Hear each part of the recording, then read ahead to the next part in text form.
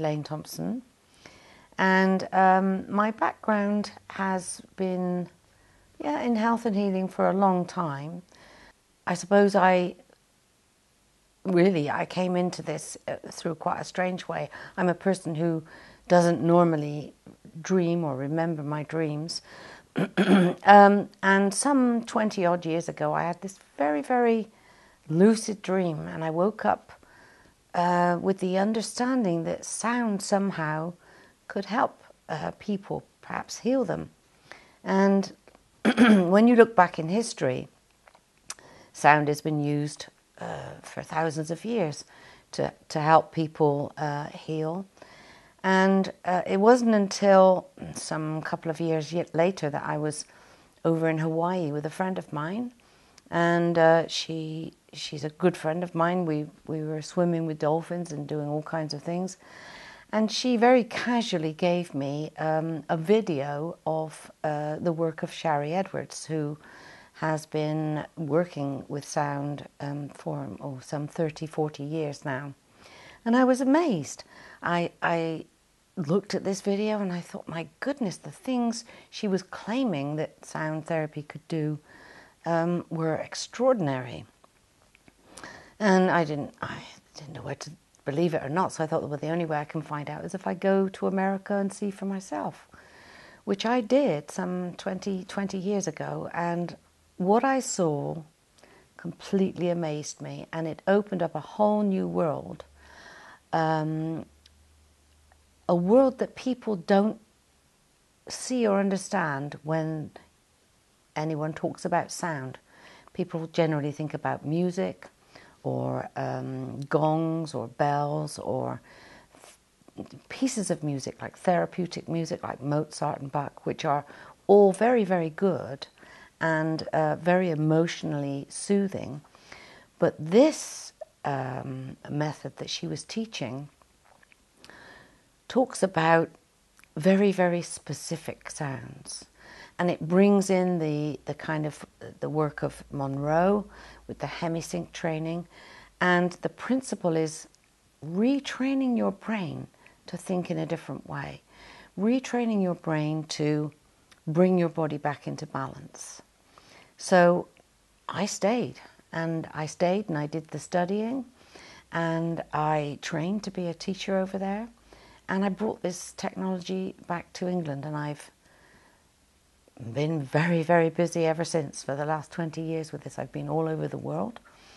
I've worked in a clinic in Germany, and I've been on the television over there because I did a program on multiple sclerosis, and we had a so-called miracle cure, where someone who'd been in a wheelchair for 20 years suddenly got up and walked and surprised everyone. So that led to me teaching classes and seeing many, many hundreds of people with MS, with Parkinson's, with paralysis.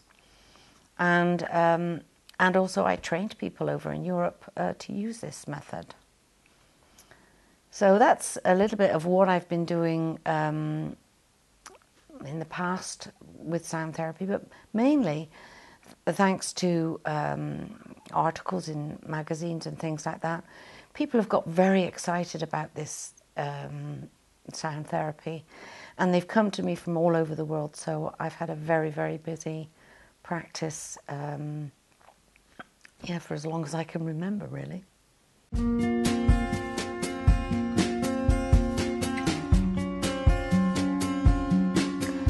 What is sound to me? Well, the basic principle of all sound is that everything in this universe resonates.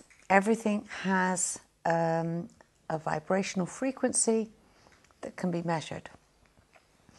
And because our bodies vibrate, we can actually reflect what's happening within our bodies.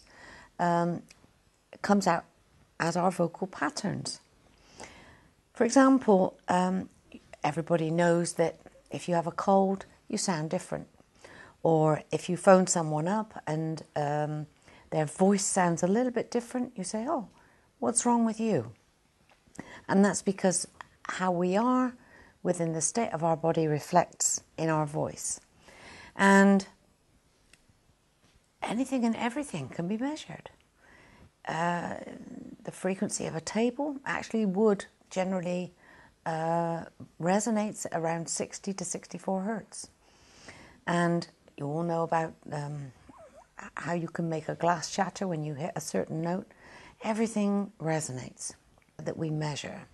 So if something is moving at 1 cycle per second, that's 1 hertz. And for example, our vocal range for a female like me is generally between 2 to 400 hertz, 2 to 400 cycles per second. And you can measure those cycles per second as musical notes. So when I say yes, the note I just hit was la, just there, and you can measure that. You could say it was a C or a B, and it can be identified. So when I take a vocal print from someone, I take a numerical print, and I take a spectrograph print, and I identify the musical notes that are in your voice. And within that, I identify the exact elements that are resonating in your body. Just as I spoke before about the planets and scientists being able to determine what a planet is made of by the signature sound of that planet, that can happen in the human body as well. And so when you come to me for an appointment, we discuss what your health problems are, and I look at the medications you might be taking or the general case study. And I begin by taking these voice prints, a numerical print and a spectrograph print. I then analyze them to see what it is I'm looking at. And then I then feed you back the sounds that are out of balance or missing within your voice. Everything is aimed at bringing you back into balance.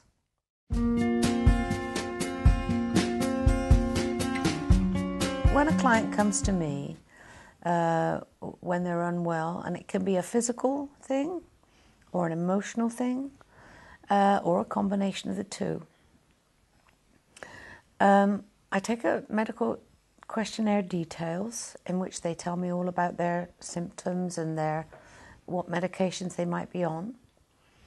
And then I use a combination of the voice analysis with a numerical graph and a spectrograph to analyze the patterns in their voice. And generally when someone is out of balance or they have a problem with their health, the pattern of their voice will look like a very large bell curve, or maybe several bell curves. And the more curves there are, the more toxicity we find in the body. But generally it's a bell curve.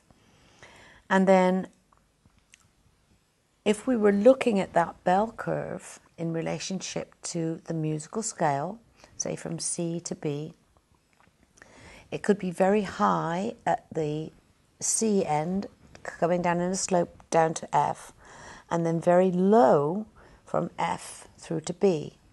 So I know that the strength of that person's voice is in C through to F. That's where they have most of their vocal frequencies. And the weak part of their voice, the bit that's out of balance with the overstressed part, would be from F to B.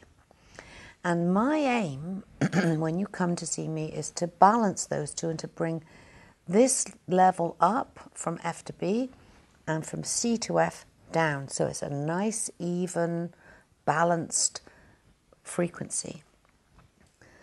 If you notice, say newsreaders, for example, they have very colourful voices, or actors have very rich and colourful voices. And that rich kind of colour comes from a nice spread of multiple notes right the way across their charts. It shows me that they're using every note within the spectrum, the octave that they're speaking in which to portray what it is they're feeling. So they generally have fairly balanced voices. And once we've determined which frequencies you need, because each individual note can be split up into hundreds and hundreds of individual parts of a hertz, say 1/100th of a hertz difference between one note and another. Individual notes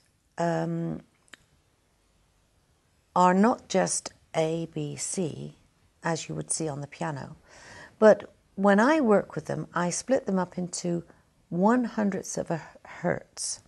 So there are thousands of different frequencies within the bandwidth of just one note.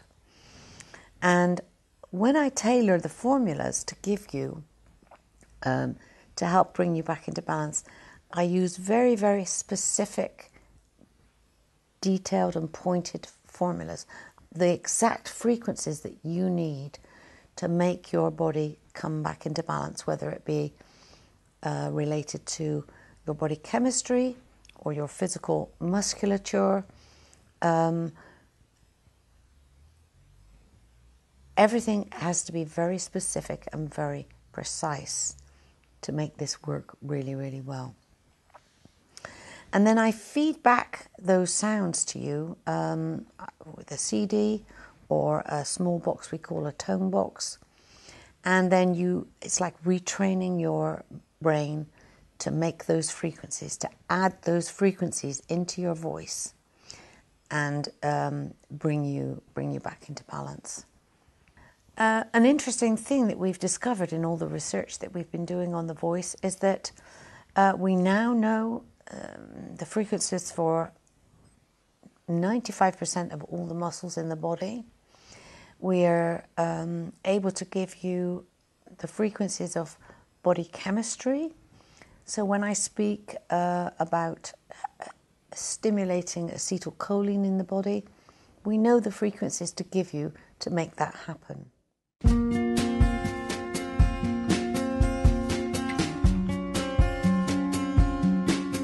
The sound therapy is not a forever thing. I give someone a sound and I ask them to use it intensely for 2 or 3 weeks. And this is like when you watch a jingle, a Coca-Cola jingle on the television or something like that. If you listen to it often enough, it's in your head and it never goes away. You remember it.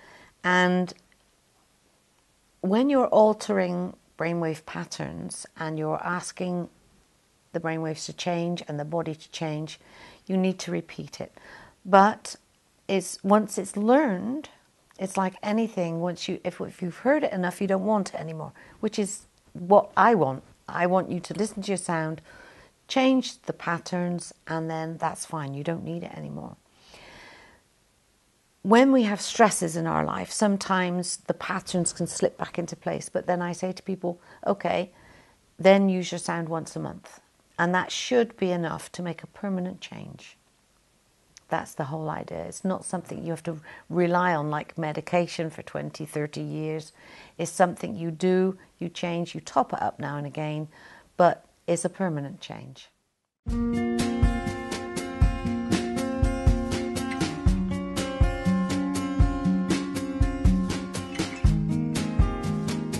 The key, when you watch people on the television telling you you are what you eat and what goes into your mouth, affects your entire body, yes, it does in a very big way.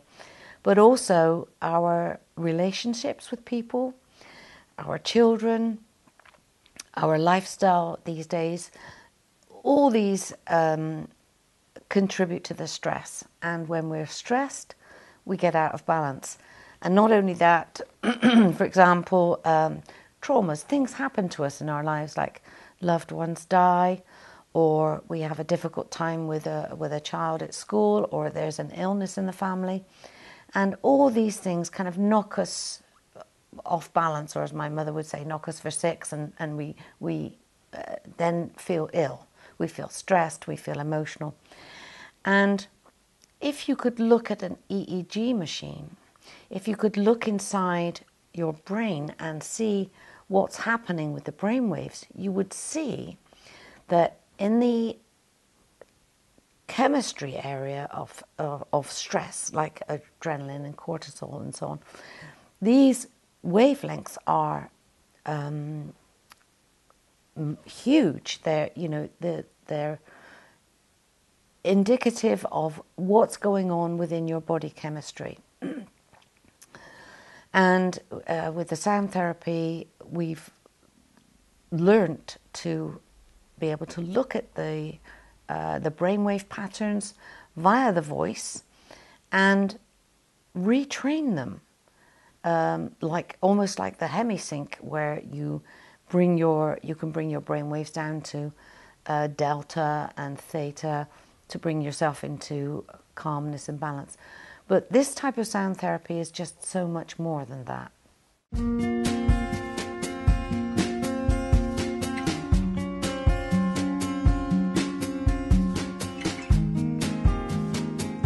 an interesting question. You cannot, if you don't have sufficient vitamin C in your body and your diet is not good enough, I can't necessarily make more vitamin C. You can't make more vitamin C, but what you can is you can excite the vitamin C that's in there to come out into the bloodstream and be used. Sometimes when you take vitamin C or take anything into the body, a lot of it gets wasted and it goes through the liver, through the kidneys, and comes out through your body. Anybody knows if you take too much vitamin tablets and it's too much, your body just gets rid of the excess, which is fine. So nothing substitutes a good diet. Good diet with plenty of fresh fruit and vegetables. But if I wanted to help you to use the vitamin C more efficiently, then I could give you the frequency and it would excite the molecules of vitamin C and it would encourage the body to use it more efficiently.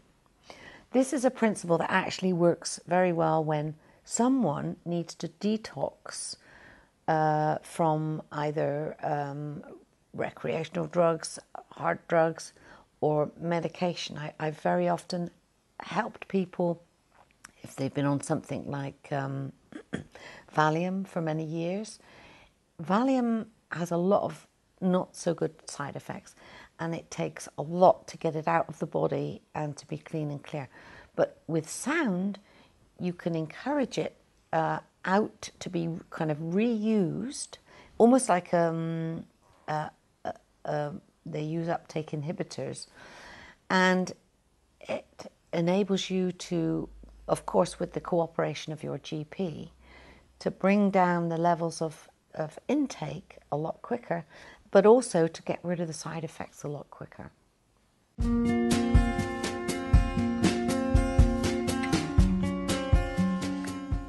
Well, the most obvious choice, first of all, is to choose not to eat chemically produced food, choose organic. But there are some things that we can't help. It's like when we're out walking in the city, you absorb fumes from cars, there's lead content, all kinds of chemicals in the air. I know someone who lives 4 miles downwind of a chemical plant and they get regular red dust all over their cars and things. So yes, we're subject to chemicals that we don't really want all the time. And the body is essentially a self-repairing, self-cleansing mechanism. And all we have to do is give it the right balance. We have to allow our body the time it needs to clear out. We have to keep our diet good. We have to keep our liver clean. And we can also use sound as an antidote to things that are particularly toxic. For example, lead.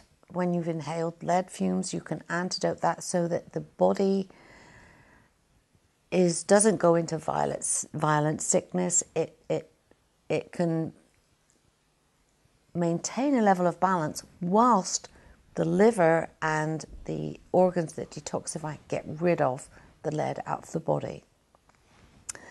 The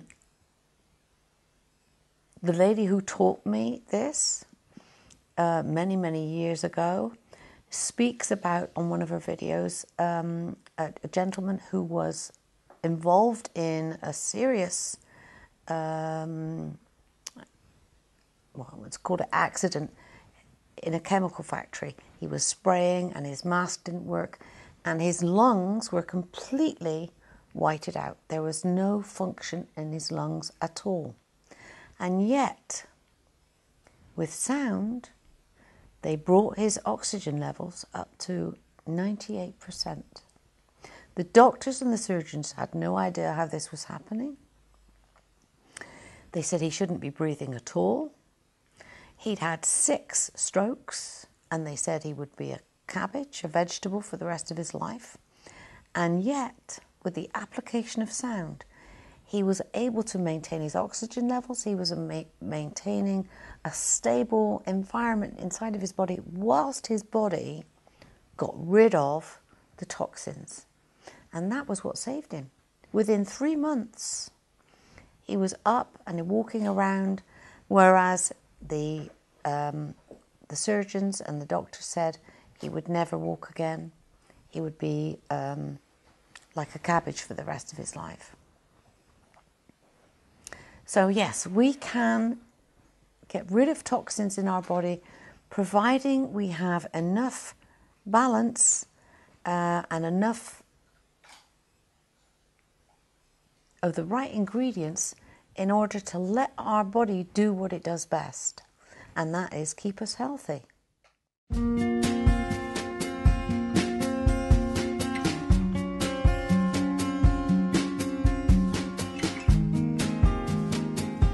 Well, yes, they do. Actually, I think probably the biggest example of that was Hitler, who tried to design a sound machine that would kill people during the war. But fortunately for us, he found that he needed a massive diaphragm on the speaker as big as a bunker, and it also injured and almost killed the people who were operating the machine. But if we look at today's world, the things that are hurting people these days are the very high frequencies. We've read reports about how mobile phones can cause cancer and can cause brain damage. And when you look at the bandwidth, the frequency bandwidth that mobile phones operate on, you can see that it's almost there in the microwave range. And if you hold a mobile phone to your ear for too long, your ear gets very, very hot and it gives you a headache.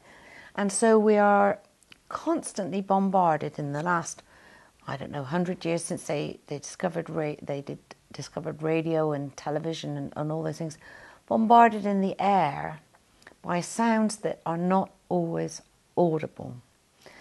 And to the other extreme, if you look at the sonar testing that's been happening in the oceans with very, very low frequencies, you see incidents of cetaceans, whales, dolphins beaching themselves with the blood vessels in their brains have exploded, because very low frequency sound, when given at that decibel level, is extremely destructive.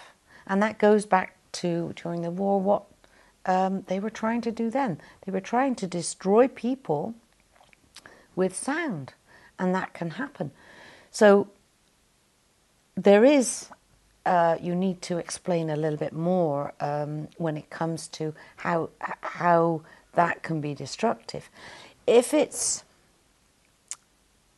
sound is delivered on a big enough speaker at a high enough decibel rate, then your body is shaken very much. The body vibrates with that frequency, and it can be very detrimental to your health. But when you can give sound in a very gentle way, with the right waveform and the right level, then your body opens up to the sound and allows the change to happen, especially if it's a very specifically tailored frequency that will help to improve your balance and your health.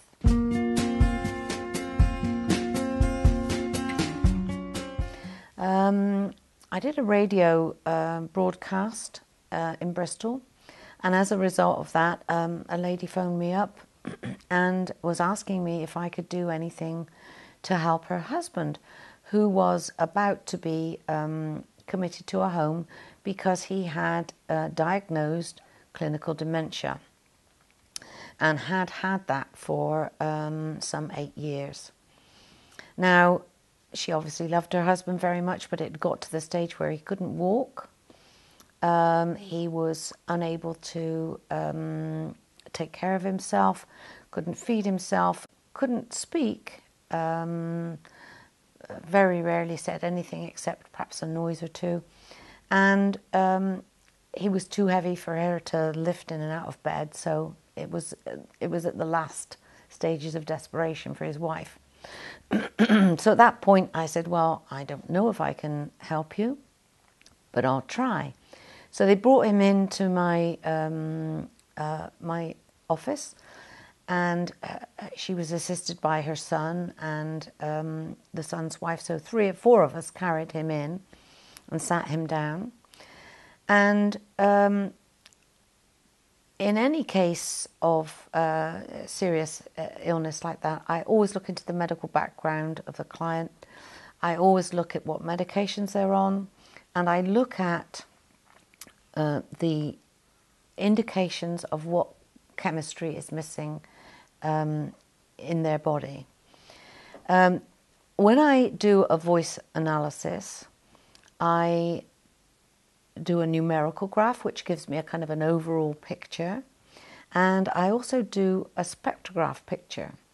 Now, in the same way that scientists can take a spectrograph print of a planet and they can see what elements are on the planet and what gases the planet is giving off through colour, I can take a spectrograph print of someone's voice and I can see everything in there to do with the condition of their muscles and the body chemistry and so on. So I used the skills I had, and this gentleman could only answer letters of the alphabet when prompted, so I had a very, very small voice print from him. But I managed to gain a tiny print which gave me strong indications as to what was wrong. And I noticed that he was very, very short in the area of G and G sharp, which is the notes that govern brain chemistry and so on. He was also very low in acetylcholine, which is a very important neurotransmitter when it comes to dementia. And he was also lacking in GABA, which is an amino acid. So I gave him back the frequencies of those body chemicals by sound within the brainwave range. And I gave him some other sounds that would balance him and make him balance out his voice, because his voice rose in a peak at one end of the chart and down into a trough in the other. And it was the trough where his vocal range was missing that was where all the brain chemistry kind of happened. So I put the sound on, and his son lifted him onto my treatment couch where there's a big speaker underneath, and he promptly went to sleep, which was okay because I watched for body language and so on. And I noticed as I was playing some of the sounds, the body chemistry, he started to move and scratch, and he woke up. Then we were there. I was observing him because he couldn't really answer and tell me what he was feeling. And suddenly, he sat up of his own accord, and he swung his legs over the side of the couch, and he looked at his watch, and he said to his wife, "Don't you think we should go home? It's time we took the dog out." To which she was absolutely stunned, and so was I. And as an upshot of the treatment, he went away with his little sound box and his headset, wearing it. He was able to walk out of the treatment room just with one person helping him, which was an immediate improvement. But over the next 2 or 3 days, his son stayed with him in the house because they were amazed at what was happening. And over those 3 days, he started to get up and walk on his own. He was speaking, whistling, and singing. And by the end of the week, he could pick up a knife and fork and eat by himself. And after 2 weeks, he was dressing himself and could get in and out of the shower. Now, his wife was amazed, and so was I, actually. It was one of those spectacular kind of reversals of a problem that seems to be incurable. And he came back to see me in, I don't know, it was about 6 weeks after that. And we had a very good interview, and I was able to take a proper print of his voice. And one of the most lovely things was he looked at me and he gave me a big hug and he said, "Thank you so much." Because whilst I hadn't cured him, which is something I don't claim, I'm not a medical person, I don't claim to cure anyone, I had given him back his quality of life, his ability to move around for himself. He didn't have to go into a home. And he could also communicate with his wife and tell her when he had a pain, if he had a headache, if he wanted something, and she was absolutely thrilled. So that was just one of the amazing cases that I've dealt with in my life, with amazing results.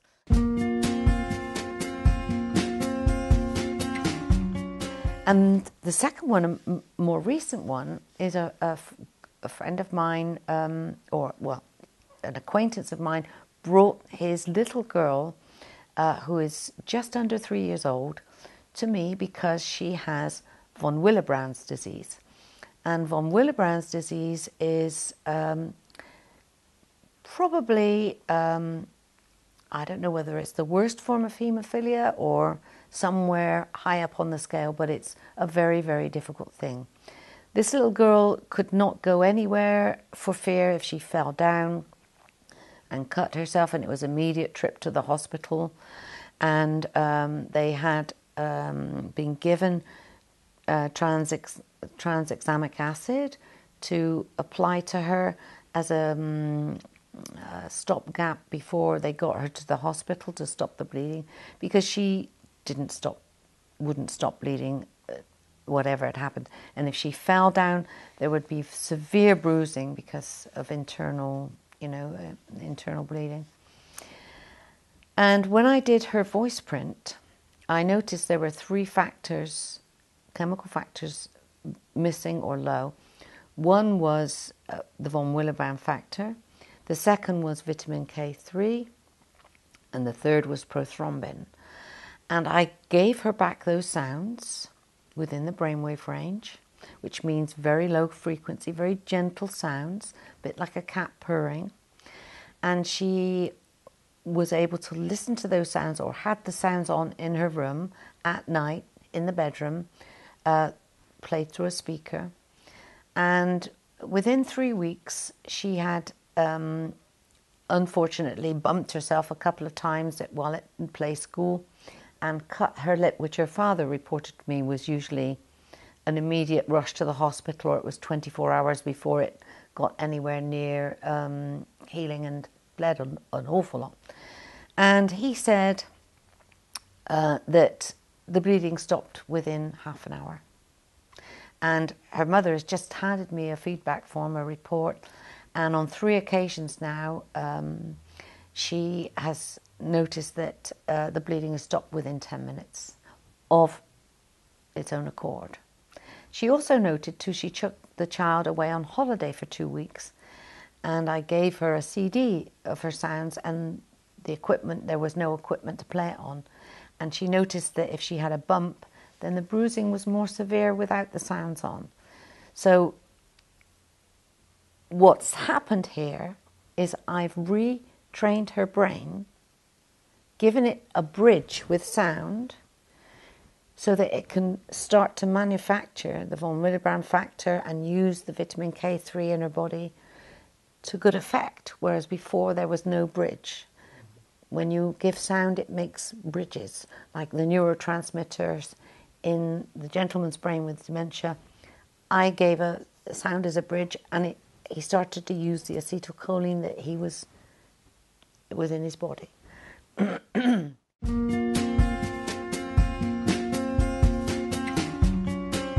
Well, this lady was at the last stages of MS, and so she was in bed, and she had to have a hoist to get her out of bed and that.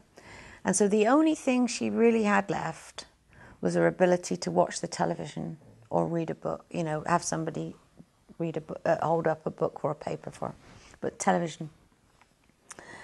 And she gave me, or a nurse, one of the nurses that were there looking after her, a frantic phone call one day after I'd been treating her. She said her eyes have gone. She developed nystagmus, which is the eyes flicker up and down, so nothing would stay still. And it was really funny, but I was very cocky and confident. I said, I can fix that. So I went out to see her, and there are 6 little muscles behind the eye that control the eye movement, up, down, left, right, and so on. And I thought it's bound to be one of those. I tried every frequency on her. Nothing worked. So then I went back to the old adage of, if you've got something that's got an obvious break in it there, then fix that bit there, and then everything else will fix itself. So I gave her the opposite of what she actually needed, and it worked. All of a sudden I put the sound on. She said, I can see. I thought, great, thank goodness for that, and home I went. And I sat there and thought, why did that work? Why did it work? I have no idea why it worked. And I went to bed, and 3 o'clock in the morning I had a eureka moment. I woke up and I started to play with the math. And I realised that this note that I'd given her was a perfect harmonic of the note that she would have had, in the physical.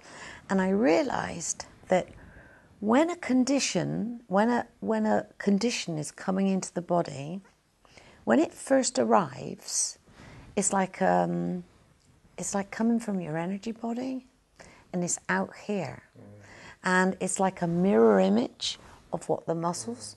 And it took 2 years, almost to the day, and she kept that frequency for 2 years, and her eyes were fabulous. And then one day she phoned me up. She said, the frequencies don't work anymore. And when I got there, all that your eyes would respond to was the opposite, the frequencies of the muscles behind the eye. It took 2 years to kind of solidify into the body. And then I was dealing with the physical, the real physical.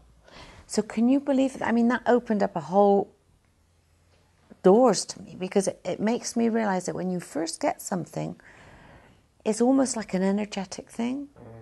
It's like when you think to yourself, I can't see the future anymore, and your eyesight suddenly starts to develop. And it doesn't actually solidify into something permanent for quite some time, you know, and it can change.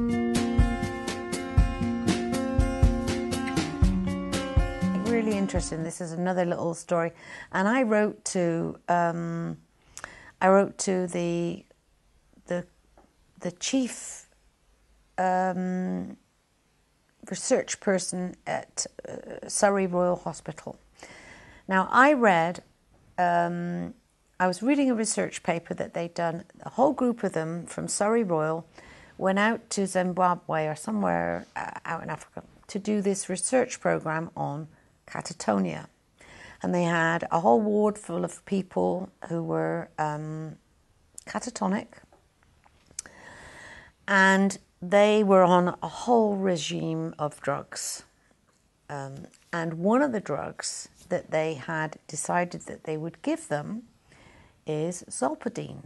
Now, zolpidem is a sleep-inducing tablet because people with catatonia will sit there all day, frozen with their eyes open, but they don't sleep.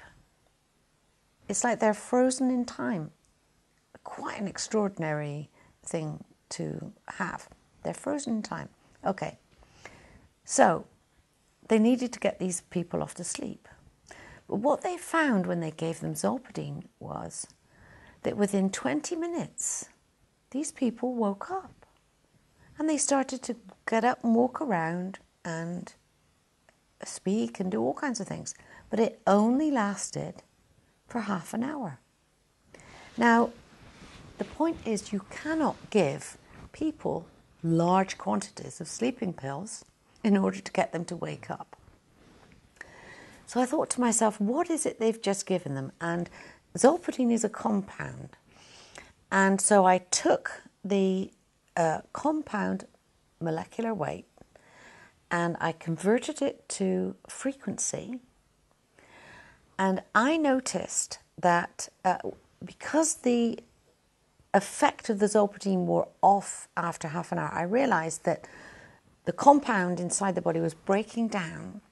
And so the original frequency was only lasting for the half an hour, and then it would break down and the frequency would be lost. But I noticed that the exact same frequency as zolpidem was a very important glutamate in the body, which is glutathione. Now, glutathione is used to detoxify the brain. It's used for neural activity. It's a very important little chemical. And my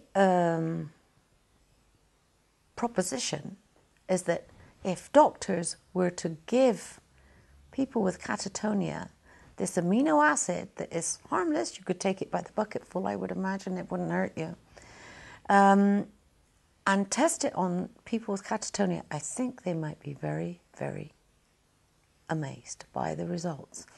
And, you know, I would like to invite anyone that can support some research to put this to the test, because I've seen the results with my own eyes, and I have, you know, all the thank you letters from friends and relatives, and everything that I need to prove what it is I've been doing all these years. So I would like to take it one step further.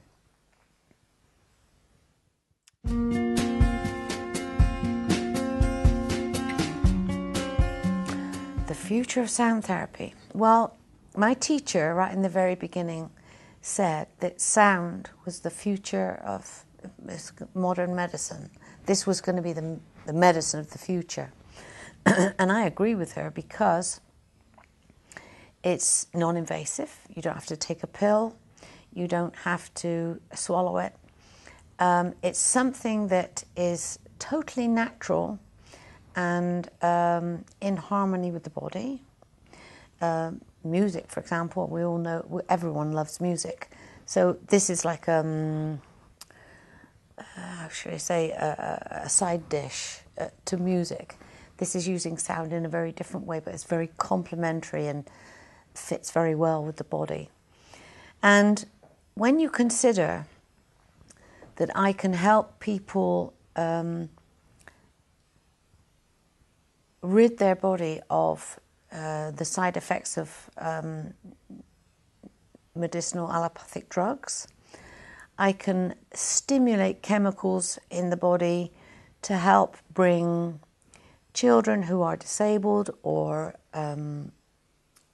have brain damage or who have diseases and syndromes, to help bring them back into balance, and thereby their brain and their mind and their body does the rest, that does the rest of the work. I just give it the tools it needs with sound for it to finish the job, really. And there's so many applications for sound. I was speaking to someone recently who works for the Canadian Water Board, and they have a very difficult problem with green algae there, that if they kill it with conventional chemicals, it releases highly toxic residue into the water, and so they can't use that. And he told me, as a matter of course, that they were using 20 kilohertz frequency to subdue the bacteria, to subdue the algae rather, and make the water clean. I've been in contact with people in Holland who use sound for cleaning diesel and oil out of the ground from where refineries have stood, simply by using vibration. And it works on the same principle. If you have a glass with wet sand and you vibrate the glass, the sand will sink to the bottom and the water rises to the top. So sound can take us everywhere, anywhere, anything you can think of. Think of how it might help someone who had taken an overdose. You can antidote things with sound. Or for someone who doesn't produce, like the young lady I was talking about earlier on, who doesn't produce an important chemical in her body, like the von Willebrand factor or prothrombin, you can stimulate the body to remember that it should be producing that. And then the body takes over, the brain takes over, and it does it for you. So I think the future is unlimited when it comes to sound. Because I've worked with people who've had a stroke. They have no movement in their arms or their legs. All I do is I give them back the sound of the muscles in that arm or in that leg, and the brain will start to make the connections again. It starts to build a bridge with sound. It reminds the brain what it should be doing. And, you know, one really, really amazing case that I just remembered that I feel is appropriate to share. I have a colleague in Belgium who has been working with sound, and she trained with me, her and her husband trained with me all those years ago. And one day, one of her clients came knocking on the door at close to midnight, really, really worried, because his wife, some 2 weeks before, had some kind of a trauma in the office, gone completely mad and smashed all the furniture up, and then fell to the floor in a coma. Nobody could rouse her. They took her immediately to the hospital. They put her in intensive care, and they had her on life support system, because it seemed as if, well, when they measured her brain function, there was no brain function there, no brain waves showing. They kept her on life support for 2 weeks, and at the end of the 2 weeks, they came to her husband, the consultant came to her husband and said, "Your wife is brain dead. We don't know quite what happened to her, but she's brain dead, and we would like you to sign these forms because we're going to have to take her off of life support, and as she was fit and healthy before, we would like permission to take her organs, her eyes and all the major organs." The man, the husband, immediately went into a panic and said, "Oh my God, I must think about this." He went to my friend and said, "Is there anything in this world that you can possibly do?" And so she constructed some sounds, and he smuggled them into the intensive care unit, as he was the only one who was allowed into the room, and he put a little tape recorder with the sounds on and the headset on, and within 2 hours that woman woke up. And it was the stimulus of the very low frequencies, maybe kick-starting her brain. I don't know if you can describe it in that way, but I do know that the poor consultant was fired from the hospital for making, so say, a wrong diagnosis. Poor man. He didn't know, I don't suppose. But the point is, this technology, this method of healing and using sound is revolutionary, really revolutionary. And there are untold applications for it. And it's something that should have research funds put behind it, and it's something that we should all make a part of our lives. In the same way that we sing to soothe our children to sleep and to express our happiness, we can use sound to heal ourselves from the most serious diseases and the most difficult situations. And it's simple.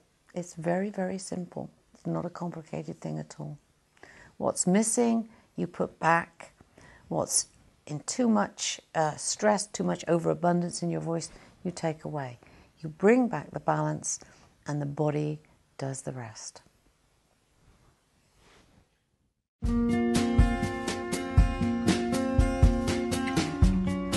www.soundtherapyuk.com on the internet.